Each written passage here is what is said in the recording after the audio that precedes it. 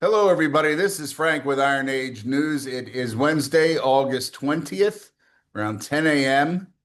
And today we're going to be talking about one of the biggest stories that you may or may not be hearing coming out of California. It's the so-called water crisis and the housing shortage, and the narratives are being used to reshape the Golden State in ways that go far beyond conservation or affordability. Because if you follow the money, the land, and the policies, a very different picture emerges. And this is happening in a lot of other places with this housing issue.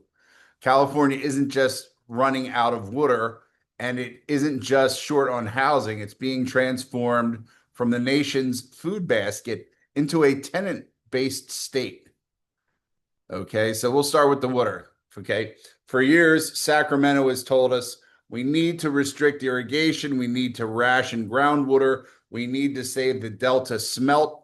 And in the process, they've rolled out the Sustainable Groundwater Management Act, or SMEGMA, as it's called, and slashed surface water deliveries.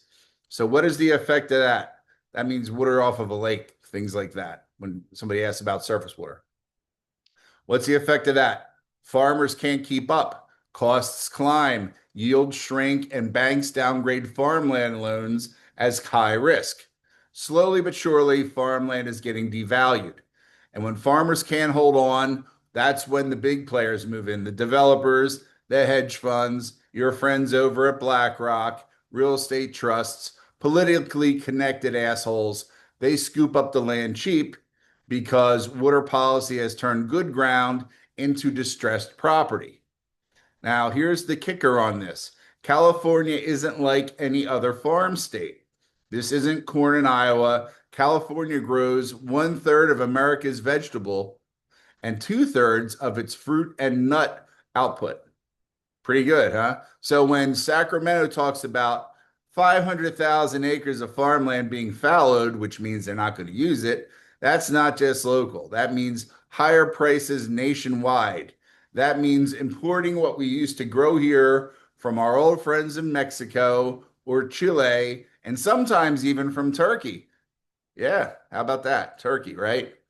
So you can see where the conundrum is going to be coming in on this. And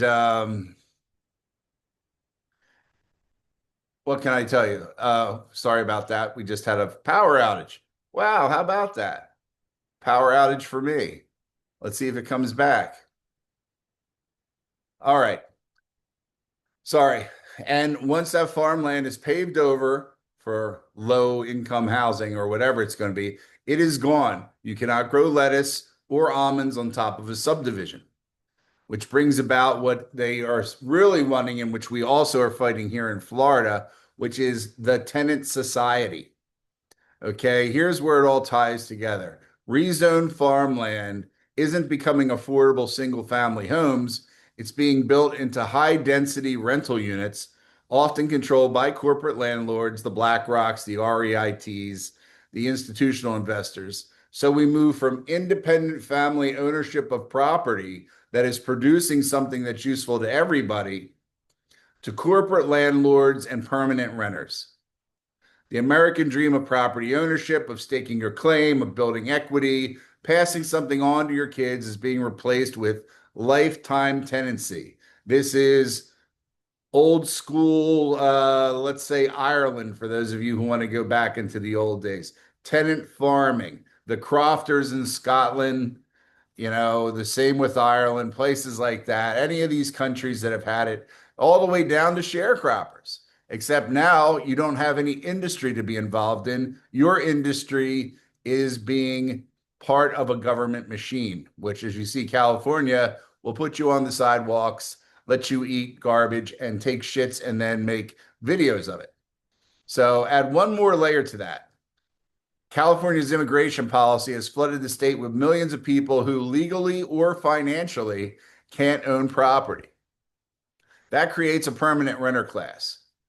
Families who will never move from tenant to owner. For landlords and developers, it is the perfect customer base. They are locked in, they are dependent, they are permanent, and they are going to shut the hell up and come up with the money at the end of the month. So For politicians, it's the perfect voter base. They're dependent on subsidies, they're dependent on vouchers, and the very policies that created the scarcity in the first place. And what happens to the older urban neighborhoods, the South Los Angeles, Oakland's Flatlands, parts of Fresno and Stockton, right? They get left behind. Middle class families will flee to the new tracks because the new housing is not for the low income people. What you're going to do is degrade older communities so that people flee to the new housing because that's how you make the most money. And the old housing gets thrown to the wolves. Okay. That's the wastefulness of this system. One of the reasons that the system is wasteful. So those old neighborhoods that everybody enjoyed slip further into despair. They become the new ghettos while developers and financiers profit on the fringes. While I hate to say Democratic elected politicians continue to run the cities as if people who gave a shit and contributed to society lived there. Imagine you get to run San Francisco with all the money that it had, but with none of the bullshit because the people can't put together 3 words or they're so high they can't even know what week it is, right? That's what that's what the dream is for the Gavin Newsom types. The cycle repeats: displace, decay, redevelop, destroy arable land, ruin the value of the earth. I'm sounding very green here because if you're actually green, you should be part of the anti-establishment of what's going on in California, but always under corporate ownership, never under community renewal. So the real politic question is cui bono? Who's benefiting, right? Not the farmers, not the working families, not the U.S. food supply system, not the federal government, even though you would think it is, but it's not because it has to cover all these people somehow. The winners are the developers, the financiers, the counties that are chasing higher property taxes, and the political class that cements its power by managing a tenant society. I know my taxes went up again this year for God knows what reason, but that's what they want in our community. Ours is a different strategy. I'll give an example, and they'll say it's not true, but I'll tell you it is. I've been here 26 years, my town. So it's an aging community, they'll say, but it doesn't matter because we don't have a school. Our children, if we have children, which we do have some, have to pay to go to private school or they have to go to Murder University over in the next town, right? Because we're on the edge of a bad school district. Argue with me, you will, it is. So you're sending your kids to private school if you live here, right? Because they don't make Catholic schools here like the old days. There are, but they aren't. So their idea is let's keep raising the taxes because the older people won't want to pay them. Either they can't pay them or they won't pay them because we get no benefits in our community. You know, we have fire and police.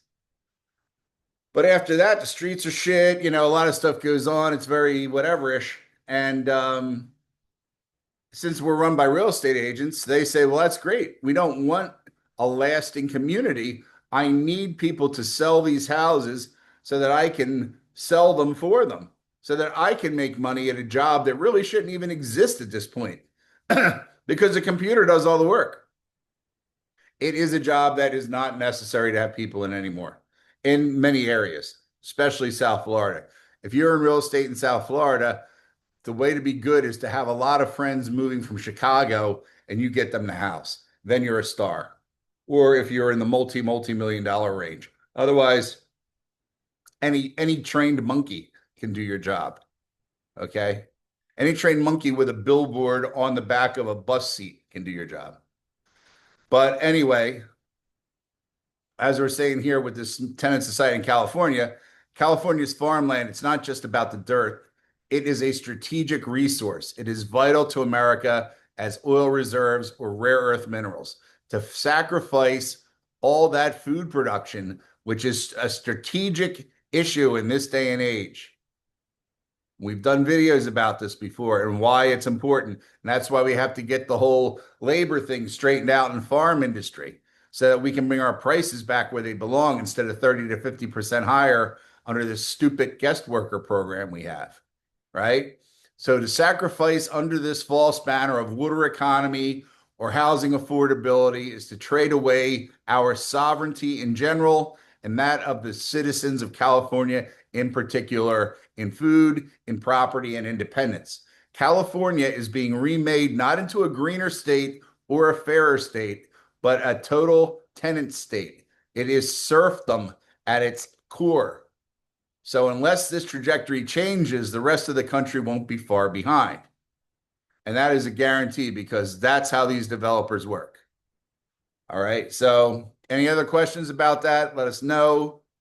I'm sure we could have talked more about the Green New Deal and how that is used as a cat's paw to destroy communities, which it is, but most of you already know that. Maybe we'll look at that as well. We've gotten a couple of suggestions we're going to work on. Thanks to you for the people who have done that. If you have any suggestions for future videos, you can DM us. You can send it to wherever. We're on BitChute, Rumble, YouTube, Substack. We have our own website, which is different material. And somewhere in the world there, you'll find us. Okay. So that's going to be about it for this story.